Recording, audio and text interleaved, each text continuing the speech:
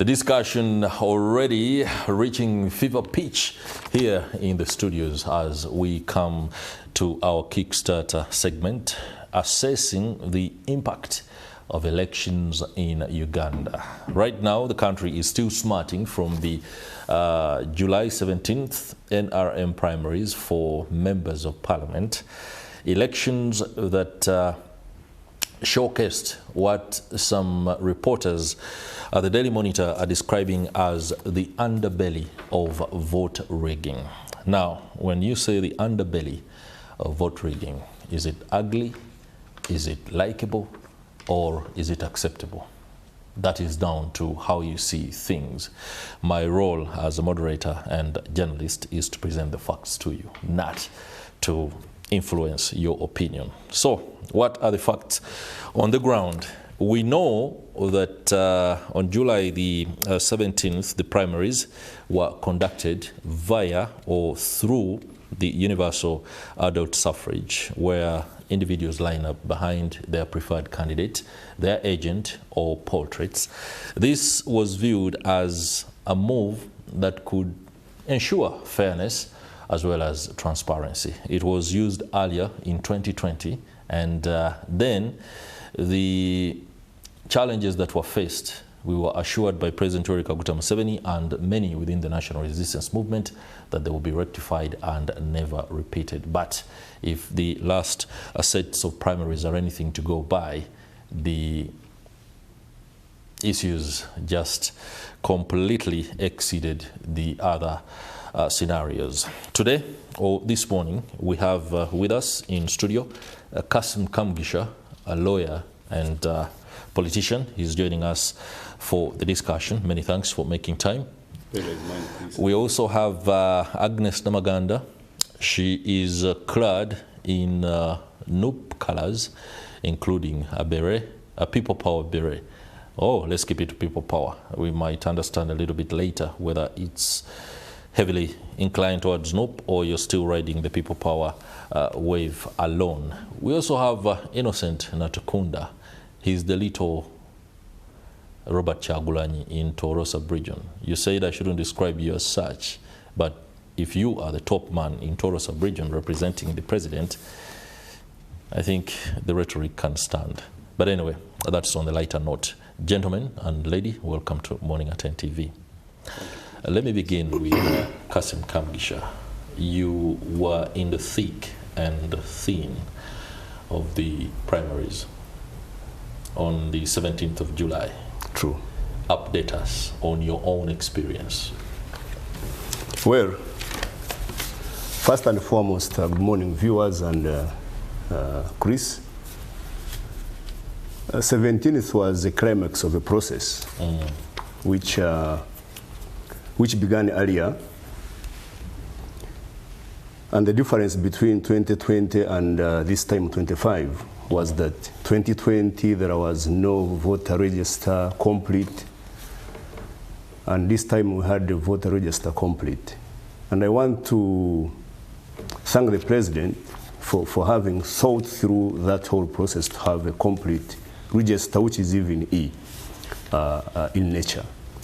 However, in my constituency, because I don't want to speak for the general country, but in my constituency, that is Kabale municipality and Kabale in general, I want to believe that the appointment of leadership by the state and the strategic leadership of the country is much healing and appeasing to the population now in Kabale, if it can be done, than going by the flag bearers that we have now, whom, in my view, and in the view of the bigger population in Kabale, are an imposition of cliques that are heavily financed from an unclear source, number one, but also an imposition of religious denominations with an intention to outcompete other denominations within the area. where the process was made by men in chorus acting as polling agents for candidates at every level where we have had an election. Within the municipality? No, within Kabale district. Kabale districts. I'm speaking about a district woman member of parliament flag bearer. I'm speaking about the members of parliament, 3, apart from 1. And I'm speaking for the LC5 chairperson. And I'm speaking for the municipality mayor, Kabale municipality. Whereby it is only one denomination that has produced these candidates. Let's be very specific. That is the Anglican or Catholic? Of course, it was a reaction. Formerly, we had a woman member of parliament for the district who was Catholic. You have an LC5 who was Catholic. Then you have a member of parliament for Kabale municipality who is Catholic. Then you have got a member of parliament for Norwa East who is Catholic. Now the reaction was that the Anglican Church, through a very well orchestrated operation, counterreacts. Wow. And you have a woman member of parliament, flag bearer, Anglican. You have a district chairperson, flag bearer, Anglican. You have the flag bearer for Kabale municipality, Anglican. You have flag bearer for Norwa West, Anglican. And you have got a mayor, flag bearer, Anglican. Now, to me, you rather appoint leadership than having leadership brought in by cliques with an intention of outcompeting other denominations, because this is too ugly for a democracy like Uganda, which is beginning to stand. But also it becomes very complicated, where in celebrations of the win, you see men in chorus, you see women in chorus leading celebrations. Now, this drives me to one point that should be watched by everyone. That the whole of this process involves institutions, especially schools, where we have got our younger children studying from, and not from one denomination, being used to promote that vice, being used as voters in the process that delivers a sectarian leadership in an area. Now, what are we building for the region, for the district, which can even spread to the whole country? We are consolidating politics of identity. We are consolidating sectarianism. And if leadership is not very, very quick to react, we might have an ugly situation within Kabale, within Chigezi, similar to what happened maybe in the outside countries, and we could be sources of history. Now, what I'm driving to is one. Because after all this storm has subsided, you have general elections. No one should lie himself within here or in Kabale that there shall be a competition between political parties. That it shall be NRM, maybe NUP, maybe PFF. No, in my assessment and in my view, which is held by very many who are objective in the area, it shall be a competition between denominations. Because then if you have got a denomination dominating primaries, do you think there shall be silence in general elections? Another denomination will also counter by fronting its candidate, and therefore it will become a fight of denominations. Now, my call, Chris, because I'm on national television, please, is that leadership of Uganda, especially strategic leadership, that is not biased, has got a very big until task to deal with between now and the period of nominations. There has to be dialogue to heal the situation. That's number one. Number two, there has to be dialogue to agree on how to canvass the vote of the president, but also on how to ensure that these cracks in primaries do not emerge again in general elections, which can be disastrous. But finally, there has to be a discussion that can forge a clear way forward for the district and the sub-region in terms of politics of identity. Otherwise, if our children, because I can tell you there's a polling station in one of the schools, as a candidate, Kassim Kamugisha, I scored 4 votes. 4. But my contender, who is from the same denomination, scored 1,123 votes, because the school is on a hill where he is a churchgoer in that place. In another hill, where he's not a churchgoer, he scores 0-0. Some other candidate scores 600. So it is a battle.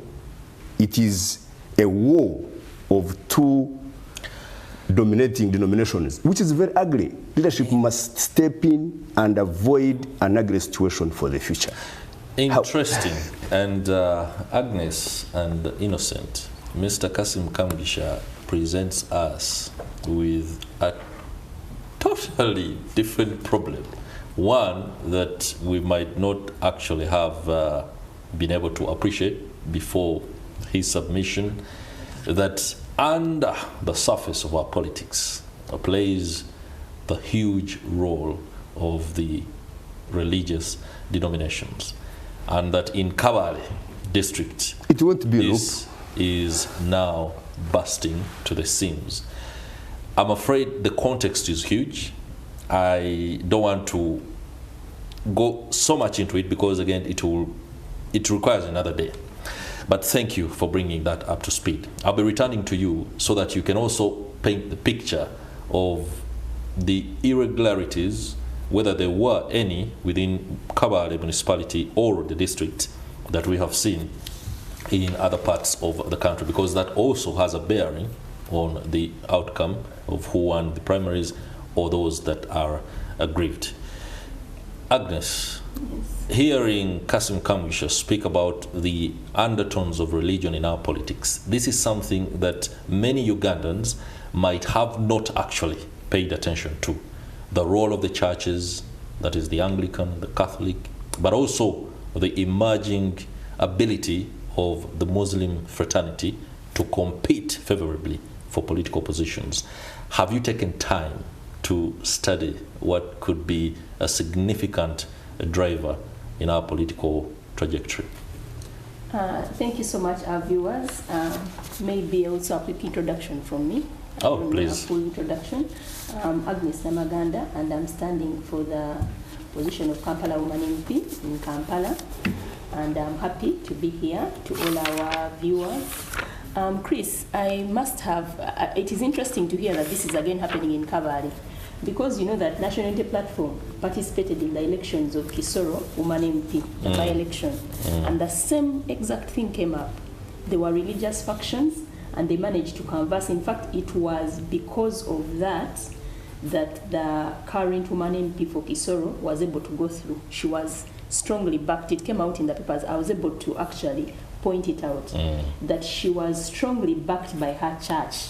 She wasn't the strong one, but because of her affiliation, I think she's also Anglican, she was able to go through. And that voice came out very, very strongly, because if you remember, she wasn't the NRM flag bearer. Sure. Yes, but then she was able to go through, and it is interesting to learn that that is still happening. It is very, very interesting to learn. So regarding our topic, Chris, the assessment of the impact of elections in Uganda, I would think that this is very direct.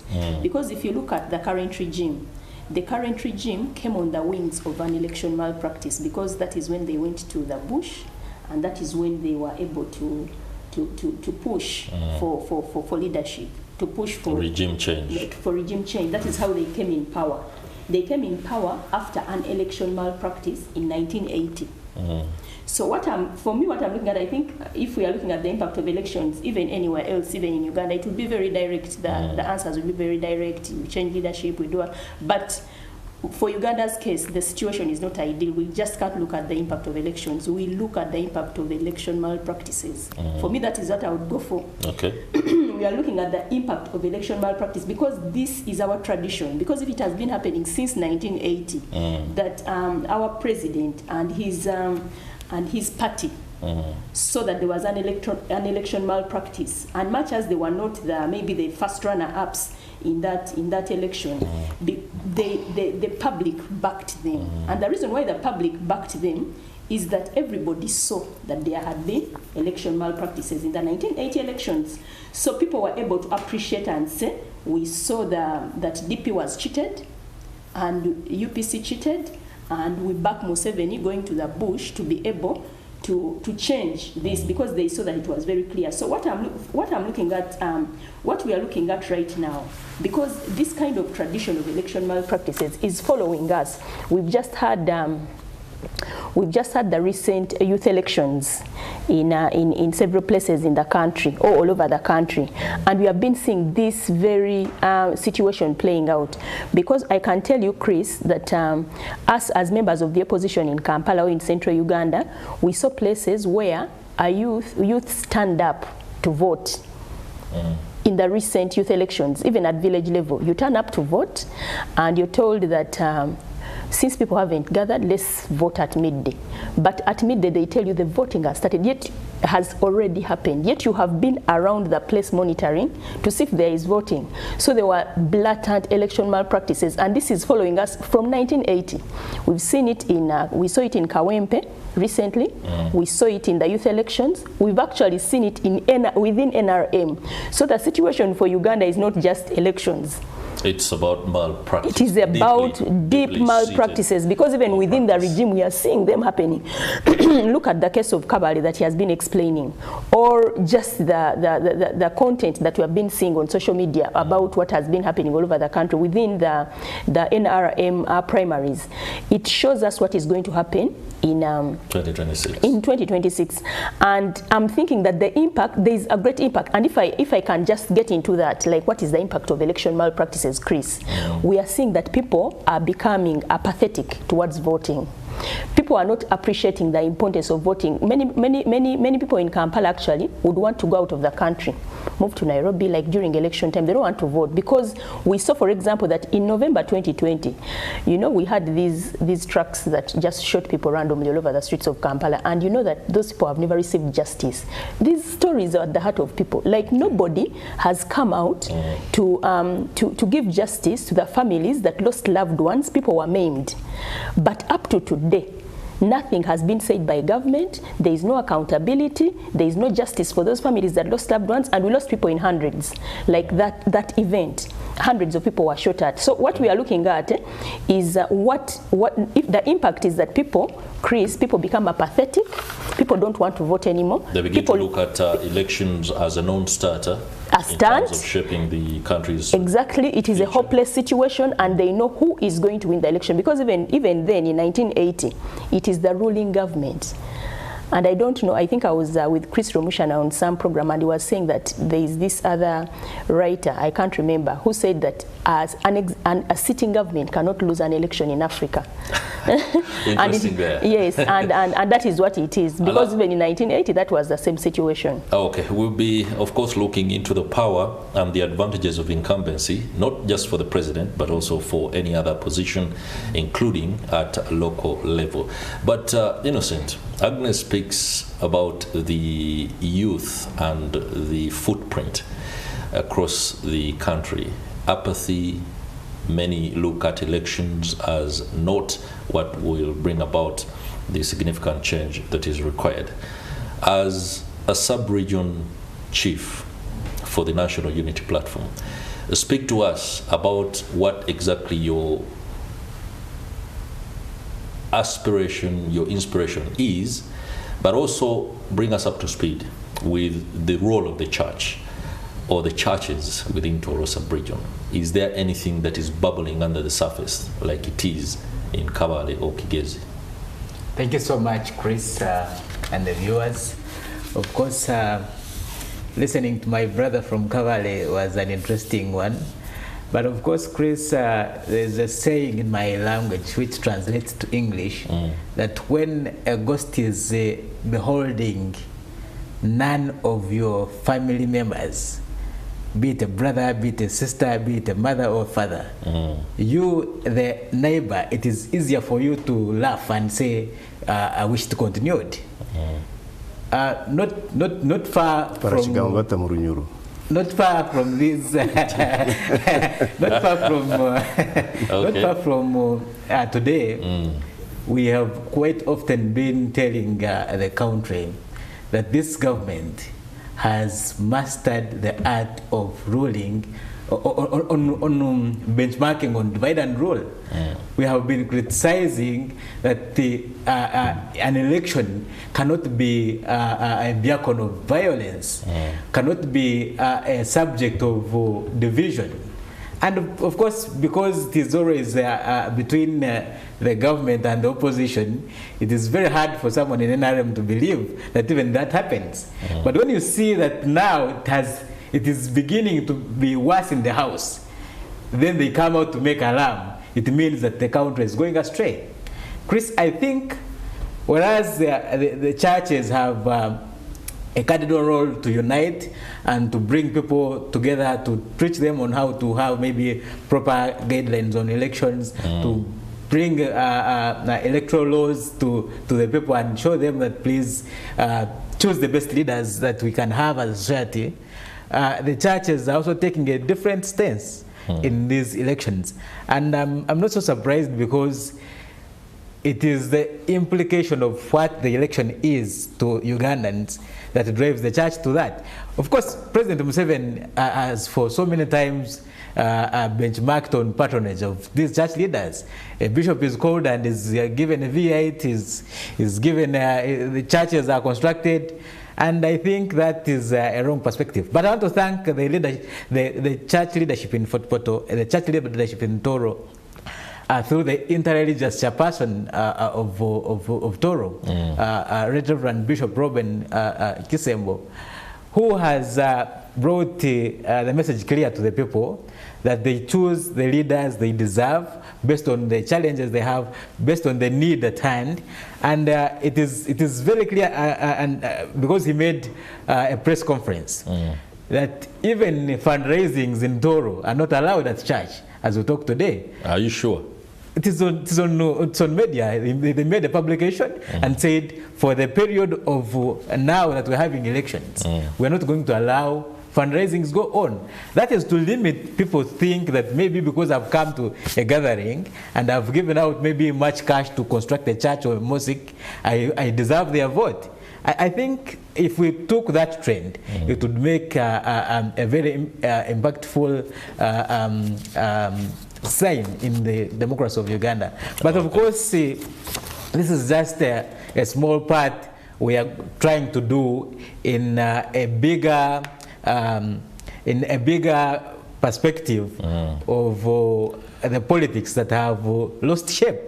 Ugandan politics, Ugandan elections are not far different from what one of the writers put forward in his book of Darkness at Noon. It is the fictional portrayal of the nightmare politics of our time. We are seeing that every time we have an election as a country, it is highly characterized by violence, highly militarized, highly associated with the divisionism. If it is not on tribe, it is on religion, and it is not different from general elections. These are just NRM primaries. But look at 2021, when you had the general elections. There were a lot of ill propaganda against the NRM and the National Unity Platform, trying to align that the National Unity Platform is the Uganda party and the NRM is the Western party. Is the Western party. Of course, and that is what my president and other leaders have come. Of course, political analysts have come out to say, let's put a ban on this. Let's paint a clear picture of what these elections are. It is now that NRM people are coming up and also seeing that where we're going indeed is wrong, because the ghost has now come in the house. So I really don't think that is a better perception we should take. That's a better direction we would take. But that is what it is, because the head is not minding about what is happening. The head is taking advantage of what is happening. I believe when one gets a flag, maybe in their primaries, like the way they had them through all other dubious ways and other ways they thought they could have them, maybe as we approach to elections, the story will have changed in the House, since they will be having a bigger enemy now, who may be having a different flag from what they are fighting for now. I really think... All right, thank you very much. Thank you very much, Innocent Natukunda there. Very, very interesting. Kassim, let me just read you something here that the Party Director for Communication and Publicity at the National Resistance Movement, Emmanuel Dombo, said when he was asked questions about the conduct of the party primaries. In the National Resistance Movement, we have a problem with the quality of people that we use. That is a very, very, very stark statement. Some election officials are campaign agents for some of the candidates. There is not enough civic education to teach the population on how the transmission of results is supposed to be done. Our people change the results when they are transmitting the declaration forms from the village to the sub-county and to the tally center. This one is the spokesperson of the National Resistance Movement. He admits to 3 aspects. The quality of people used, that means the election officials, maybe integrity, competence to do the job. He also speaks about the fact that the absence of civic education is taken advantage of, especially when it comes to disenfranchising the people. But most importantly, transmitting declaration forms, the ability of officials to change results midway to the tally center. This is ugly, and of course paints quite ably, as Frederick Masisi and Elizabeth Kamurungi say, NRM-queuing polls expose underbelly of vote rigging. You are a member of the National Resistance Movement. This statement is from the spokesperson of the party. Submit. Chris, it is a common position within the ranks of the ruling party that the whole process had hiccups, irregularities, and therefore admitting the same. And that is why even His Excellency the President, who is the party chairman and head of state, had to quickly reconstitute a tribunal. Because then why? There is acceptance that there were hiccups here and there, which are matters of law and politics, and therefore should be handled very quickly to ensure that there is cohesion for the bigger future of general elections. True, the quality of people and officials used in the process could be questionable in terms of integrity, in terms of training, but above all in terms of ideological competence to manage such a process that is leading to choosing of national leadership. And so the spokesperson is right and is speaking out the position of the party. And so we should give credit because the party is accepting that there are mistakes somewhere. If the party was not accepting, that is quite significant. Very significant. It means then that there is now room for preparation, organization to ensure that, because primaries are not ending today. No. In a democracy, we shall always have primaries, not a selection. Shall always have primaries, and therefore 2031 could be better if this is worked on in terms of the quality of officials. Then civic education. And Chris, I would want us to expand this civic education, not only to NRM primaries, but also to the upcoming general elections. That how much has, for example, the EC, National EC, invested in civic education? Can my grandmother in the village understand her role, responsibility, duty in the coming elections? Our EC officials, how prepared are they in terms of managing the same? The change of results is also being admitted. And to me, this is not the problem. The problem is that there is something missing.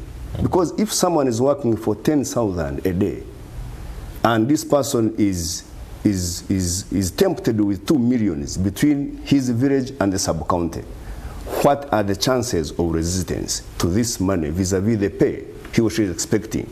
Could it be because of patriotism? Could it be because of the love for the candidates? Could it be because of ideology clarity that this person will not tamper? Probably. So the problem might not be the change, but what influences the change? And so I want to thank the NRM that they are coming out to accept these challenges.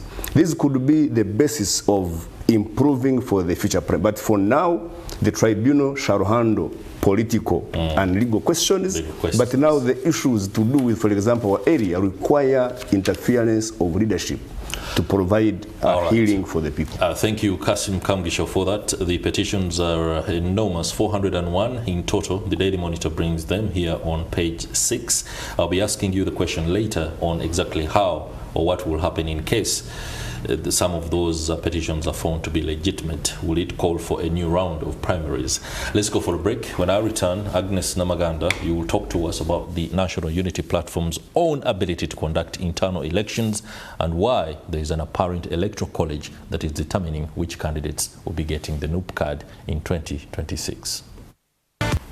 Welcome back. I'm glad you're still with us here on Morning at NTV. It's the Kickstarter discussion, and we are reassessing the impact of elections in Uganda in light of the just concluded NRM primaries.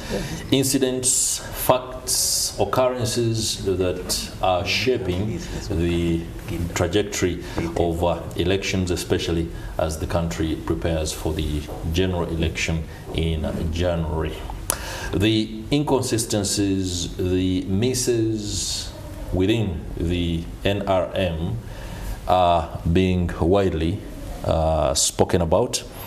For those within the opposition, they are chest thumping, saying that they have time and again spoken about this, and that the fact that the NRM is experiencing a little bit of its own medicine that it occasions upon the opposition parties, then some kind of reflection ought to be conducted within the ruling party. I have with me in the studio Kassim Kamugisha.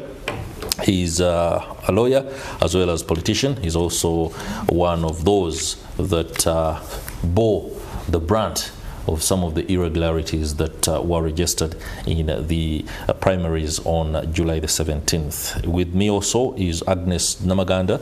She's contesting for Kampala Woman MP on the NUP ticket.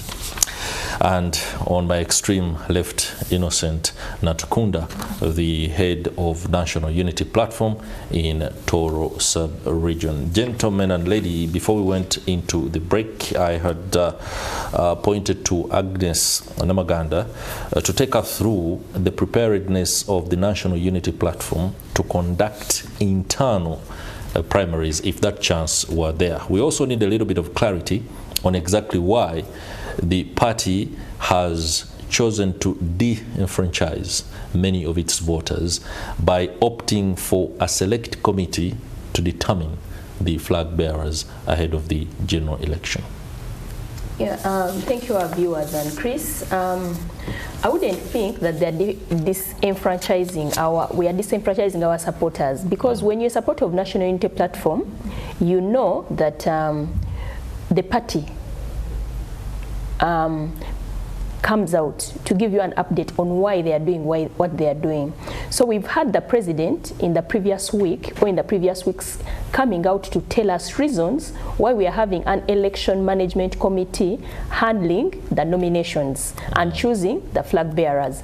And the same situation happened in 2021. And maybe for 2021 you can say that we were a young party, but most of the people who participated in the primaries of 2021 I participated personally, and I was comfortable because I know that the party is young. It doesn't have the kind of resources, for example, that are disposal with NRM, so they cannot do what the ruling regime is doing in handling elections. And we can see clearly from what Kamugisha is saying that even within the NRM, they still struggle to conduct simple elections, and they've been here for 40 years, but they are still struggling to conduct their own primaries.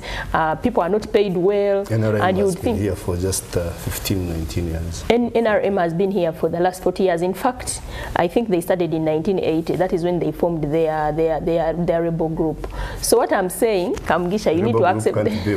No, it formed from there because you formed from NRA. You formed from NRA and then you became NRM. So what I'm saying is that you cannot. We don't have the. First of all, with their resources, they have not been able to conduct free and fair elections within themselves as children of the same household. They have not been able. We can see that there are irregularities even when they have been here for that long.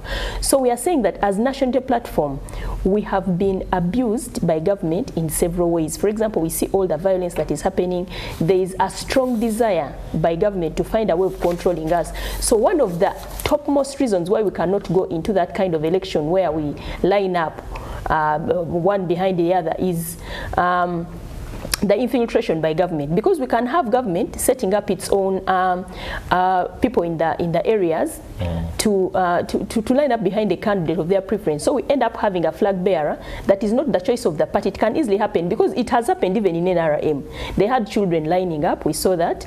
We saw that even their voter register has just been like it has just been cleaned right now after being here, after having all the resources and everything.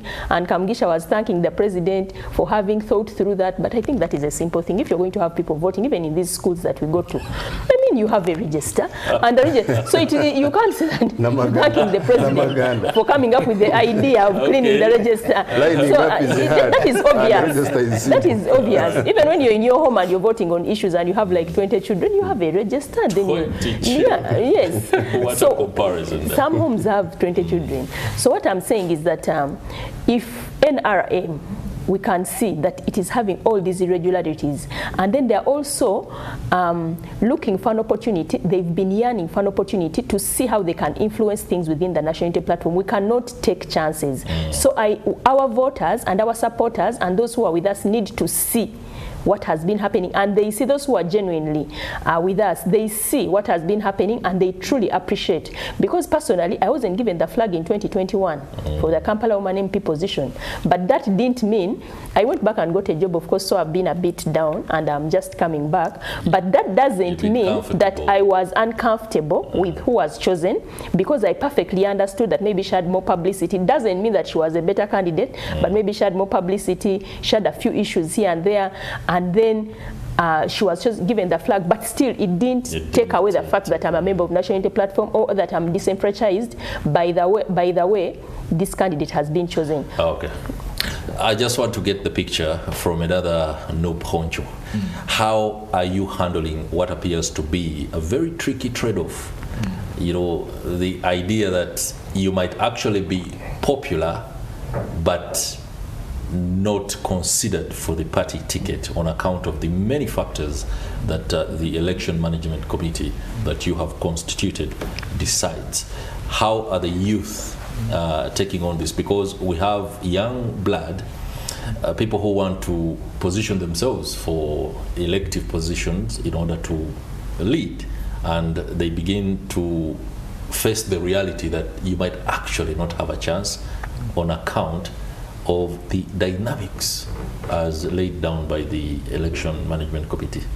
Thank you, Chris, and the viewers. The truth of the matter is that the National Unity Platform has an election management committee, which is a selective committee to do the vetting and verify to see who qualifies for the flag and who doesn't.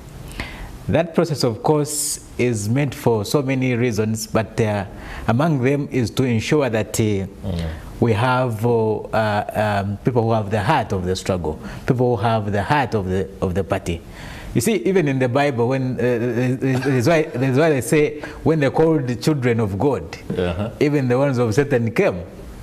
So if we opened up and said, let's have primaries the way the NRM is doing with the state resources and all that kind of thing, it would mean that in the process of recruiting or awarding flags or getting who has won the flag, we are likely to have people who have no will of the struggle and have completely looking at a different perception of where we want to be. But a young person who is interested in this flag, for instance, for so many instances and occasions, the Secretary General has been so clear that the party is on the ground. What you're doing for the party on ground and what you're doing for the struggle on ground speaks volumes to the selective committee, because at the end of the day, part of this committee will have to come to ground and do more of an investigation, more of findings to know who is doing what for the struggle and how best are they pushing for this struggle. Would I be wrong if I said the National Unity Platform has deliberately chosen to stifle democracy on account of political expedience, the need to beat the national resistance movement has basically allowed you to relegate democratic principles? I would definitely say that you'd be wrong, because Chris, what you're looking at the National Unity Platform as a government, I must inform you that we're a revolution. We are looking at how we take power and then put things right. We cannot begin, there are some things we cannot begin with at the moment. For instance, if we said, let's do a democratic way of having leaders.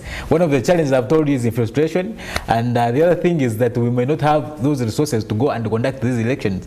Like my sister told you, we have had this government for 40 years, but they have failed even to arrange an election of ballot papers. People are lining up behind the backs of candidates, whereby we even have toddlers being counted to be put on the declaration form. So National Unity Platform still needs time to fulfill a mission of coming from a revolution to be a government, and then put things right, whereby maybe we can have better government organs, we can have institutional functionarism, whereby the EC can come on board and do the right thing, different from what we are seeing. But we say now we form into we form into institutional functionarism, and we say now let's form institutions and allow them to function the way they are supposed to function when they're government. Ideally, that would be a very a task hill that you cannot handle, that we cannot handle at the moment, given the situation of the revolution that we are having now, there. And the despot we are battling with. Kassim Kamugisha is itching to chip in on that particular issue, but also speak about the fact that with that kind of strategy, you participate in elections as an opposition party, and this has been long-standing. For example, there are times we had retired Colonel Dr. Kizza Besigye talk about how unfair the election is, that it was a foregone conclusion it was going to be rigged.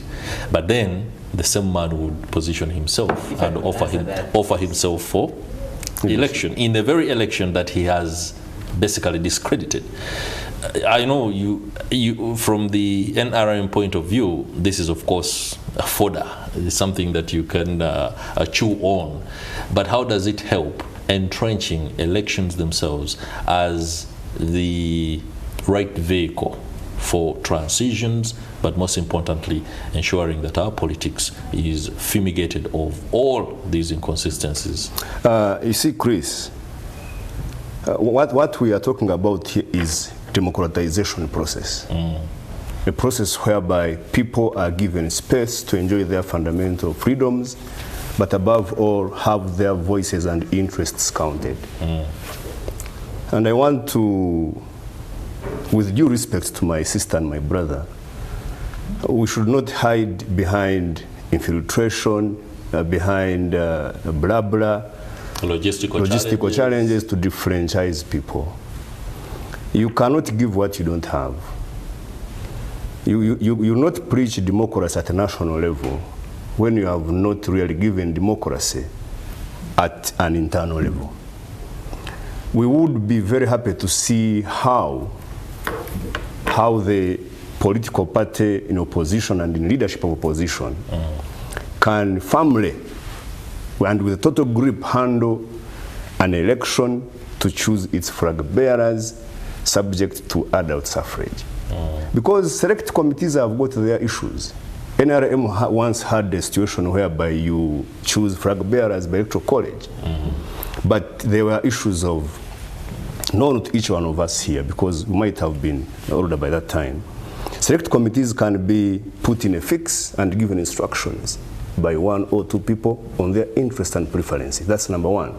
Select committees can be bundled into a transaction, a commercial transaction. And we have seen people coming up. These allegations, as I want to speak as a lawyer, these are allegations which are not clearly substantiated. But voices have come out to say that flags are being sold at some amount. I wouldn't want to take that as a fact, but it has been everywhere.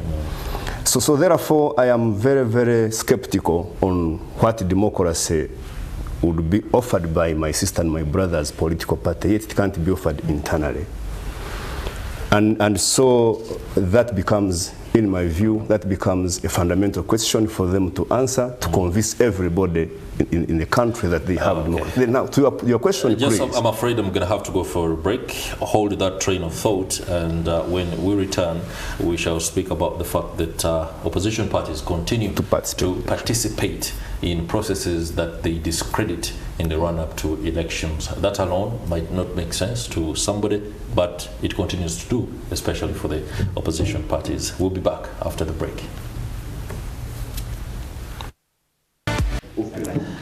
All right, welcome back to the Kickstarter discussion here on Morning at NTV. We are trying to look at the impact of elections in the country, have the traditions that we have experienced in our conduct of polls at all levels, from the local to district and parliamentary, as well as presidential. Do elections offer a credible opportunity for transitions of government? Do they offer the best possible scenarios for entrenchment of democracy and service delivery at the end of the day?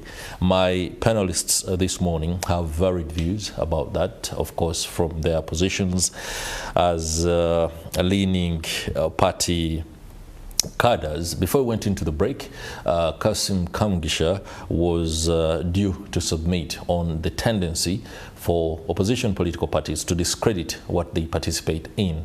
I do not know whether he has any particular recipe that can help the opposition create an alternative way in order to be part of a meaningful democratic process in the country without necessarily being part of elections. That could be a real wild card. I hope you still have your train of thought. Please. You see, Chris, the continuous participation of opposition leaders and leadership in the politics and elections of our country, in my view and in the view of many Ugandans, is a vote of confidence in the democracy path that we have taken as a country. Because then why would you still subject yourself to something you don't believe in? I think it is a vote of confidence that Uganda has taken a clear path of democracy, irrespective of the hiccups here and there in the process. And number two, it is a manifestation that the opposition believes in the sovereignty of the people of Uganda. In a sense that the decision of the people of Uganda at every level of leadership is accepted irrespective of a ping pong. Because there is nowhere, since 2021 up to now, where we have got 2 presidents in Uganda. We only have President Museveni, who was sworn in broad daylight at Tooro. And everybody accepts that he's the president of Uganda, irrespective of these other background noise. And so there is acceptance that elections in Uganda deliver leadership. Number 3, there is acceptance that irrespective of the irregularities here and there, because it is a free and fair. It is not a free and best election. The word is fair. Fair could mean 51-49. Now, because of the naming, opposition will continue to come and participate in elections because they believe that there is some fairness. Why? Because we have not seen them pull, for example, their members of parliament who have been elected in such an election from parliament, accepting them to be part of governance. At the same time, electing a LOP, leader of opposition, who works closely with leadership in parliament. And the government. And the government actually has got a red number plate. And the executive. and he's already part of government by being a member of parliament. Exactly. Yeah. And accepting to be even protected by the state. Because I can tell you the LOP will chase you on the road in the morning at Intinda. I haven't encountered him that way. He will chase you on the road. Yes. I mean, he has got that leeway of being somewhere before you because of the infrastructure around him. Speaks to the fact that there is acceptance of the electoral process which ushers in such a government. What remains to be discussed is the bestness of the election.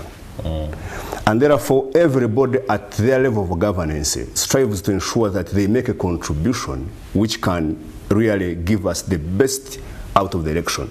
And that is why the discussion of, for example, electoral reforms would be a good discussion if it is timed, in terms of give it time, consult the population, pick their views without bias, and have them incorporated. I can bet. Well, Namaganda doesn't agree.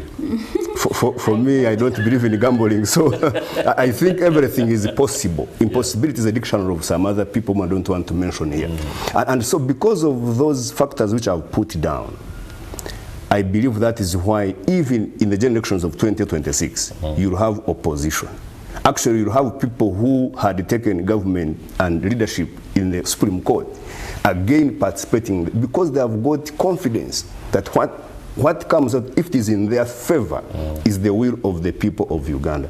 Whatever comes out not in their favor remains the will of the people of Uganda, agreed with it or not. And that is why they will keep coming, and many will come on board. That is why political parties are emerging every other time. Agnes Namaganda. Thank you so much. I would like to disagree very, very strongly with Mr. Kamugisha. And Chris and our viewers, I would like to inform you that when NRM came into power in 1986, was it democratic? They just grabbed power. If they were dissatisfied with the 1980 election, what they were supposed to do, they were supposed to go to court and contest the election. They were not supposed to go to the bush. So that means the strategies they used to grab power in 1986, that is what I keep telling people, that it is where we are as National Unity Platform. We have to get strategies because, for example, we had the iPod funding, the billions of money that we are receiving as National Unity Platform. But the current regime has made sure that even those few resources that we've been receiving are cut off. Why? We have to, what we are trying to, they have reasons, but we disagree with those reasons. For clarity, let's not put a context that is not on ground. The iPod money, NUP has categorically stated that it will not be part of that arrangement. It is not government that has restrained itself or halted the disbursement of that money. It is true, but of course, you know, there is a bill in Parliament, but let me not go there. What I'm saying is that there is a way that there are strategies that NRM used to get power in 1986. They were not democratic. So if you're saying that... So that justifies what the National It means that when you want to doing. take power, sometimes you have to use strategies. You have to be very, very, very, very intelligent. You have to know how to handle the situation. Okay. Because right now we are saying we are trying to fight infiltration. How do we fight it? And we are explaining this to our supporters so that they know why we are using an election management committee. You'll come to us and tell us that we are not being democratic, yet even you, with your 40 years of experience in power, you're not even able to have a clean voters register. You have children in the voters register, you're doing all these things, and then you're coming to us. We are a young party, you're fighting us at all, from all corners, and then you're telling us that the methods we are using, mind your business, NRM, and your supporters allow us to handle business within the national unity platform the best way we know how. We know that at the end of the day, we have the national elections in January 2026, and we shall be meeting there for you to tell whether we are enjoying the will of the people, or whether those people are actually supporting the strategies that we are using in-house to be able to further our struggle. So what we are saying is NRM and the people that are trying to get us off course should really just keep quiet, because even the way they grabbed power in 1986 was not democratic. Kassim, you grabbed power in a very undemocratic way. Exactly. You do not hold any moral standing to question NUPU's employ of strategies outside of democracy or electioneering. Innocent Natukunda, I'll be remiss if I do not ask what the thrust is ahead of the 2026 general elections. You've opposed government enough. You've spoken about the lack of service delivery. It is about time that you speak about what you want to do, offer alternative policy. So, as a youth leader in Tooro sub-region, what is the thrust ahead of the general election? Chris and the viewers, first and foremost, the ideology of the NUP is to offer a people-centered government, that the people are in charge of this government, and the institutions are working for the good of the people, far different from a military rule that we have had for the past decades, and which is why we are offering ourselves to come to an election that we have asked and been mobilizing Ugandans to come and cast what we are calling a protest vote. That this time round, come and protest through a vote. Chris, elections and participation in elections, like you are asking these other panelists, to us is not something that we believe in that is going to usher us to change, but it is a strategy that we are undertaking in an attempt to change government. It is one of the strategies, and I'm not saying it is the only strategy that we are going to use. Are you leaving the window open to armed struggle? Are we? Leaving the window open to armed struggle. Chris, I cannot go into that, but what I can, of course, taking on power and change of regime is far different from organizing for a party, where we shall come to public and tell you that we are having this on the menu and this on the tent. There are so many things that will be done in a clandestine arrangement to ensure that we fulfill that mission which we need to accomplish. Okay. That's why I would not go into that. But Chris, before I leave that very point, I want to echo what one of the commanders in the Forces of Change and the president of the ANT just said recently, that success comes when opportunity meets with preparedness. We can never cease to prepare, because we are sure that at some point, the opportunity will land and success will come. Okay. So our participation in an election is partially a ground for us to prepare and give an opportunity to Ugandans to witness and see what we are condemning And expose. That's why the president has always launched a campaign of Larissa. Okay. Expose. Show the people what is happening where. I'm afraid the clock is ticking very fast. I'll allow Kassim Kamugisha to comment on the petition details that have been offered by the National Resistance Movement. We have a total of 401. And I've just been scrolling through to find where you are. You are protesting or petitioning against Bariyanga Andrew's victory in Kabale municipality. It's been indicated Kibale here, but it's Kabale municipality. The question is, a tribunal, election disputes tribunal, chaired by John Musime, is beginning hearing tomorrow at Plot 10 Chadondo Road. That is the headquarters of the National Resistance Movement. In case the petition finds your concerns legitimate. Have you heard within the corridors what will happen? Are we looking at another round of primaries? First and foremost, I want to echo my appreciation to the head of state and chairman of the party, the president, for reconstituting the tribunal. This is symbolic of acceptance that there were irregularities here and there, matters of questions of law, questions of politics, and therefore a tribunal could serve a purpose of alignment of laws and politics and therefore deliver justice. And your question is hinged on the fact that assuming those are assumptions, and you have to be prepared both in mind and in body of the outcome.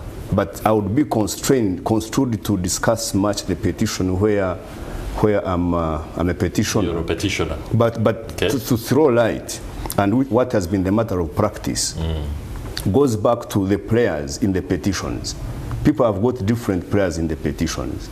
Some pray for cancellation of the whole election in an area. Yeah. Others pray for announcement of the second run-up as the winner in case the first run-up is found as to have obtained a win by fraud. Then, of course, there is a question of nullifying the areas which are stated out, and then you go for election. But to me, what is very important is to see the tribunal, because the president was tactical by moving the petitions from the EC, because you can't be a judge in your own case. People are petitioning against the Electoral Commission. To me, what is important is to see people being given justice in the tribunal. Whether justice is in terms of nullifying or announcing a second run-up, to me that is not very key. What is key is, shall people get justice? Because there was voter bribery, it was eminent daylight. There was no use of registers. For example, in my area, there was no use of registers. These costed taxpayers, parties' resources. They are prepared. Why not use them for an election? Why would you allow a school or schools to bring their children to vote? And someone scores a 0-0, another one scores 1,000. And so therefore, to me, I would be very, very comfortable to see petitioners getting justice in their favor or against. The bottom line should be justice. And finally, to see the party having cohesion. Because each of these petitioners has got a following. Now, what happens to this following in case there is no justice delivered? It could fracture the cohesion of the party, and that would be disastrous for the party, which is at a level of transiting into another stage. Because when you see the founders of the party, how old they are and where we are going, we don't need fractures. We need a cohesive environment that can propel the party to move. People are giving it 40 years, but the party is just 20 years. Okay. And so we want to see it reach even 100 and 1,000 years. All right. No doubt the trajectory indicates that maybe those opportunities are there. Let's end this discussion with Agnes Namaganda. Kampala women are particularly concerned about what they need in terms of service delivery. There has been contestation on marginalization, for example, and the tendency for the political class to relegate women's issues ahead of what is taking center stage. I would be remiss if I don't ask or give you the opportunity to explain your thrust ahead of your search for the NOB ticket. Yeah, thank you so much, Chris. I would like maybe to differ from what you're saying. The people of Kampala are not looking for service delivery. They're not looking for service delivery? They gave up a long time ago.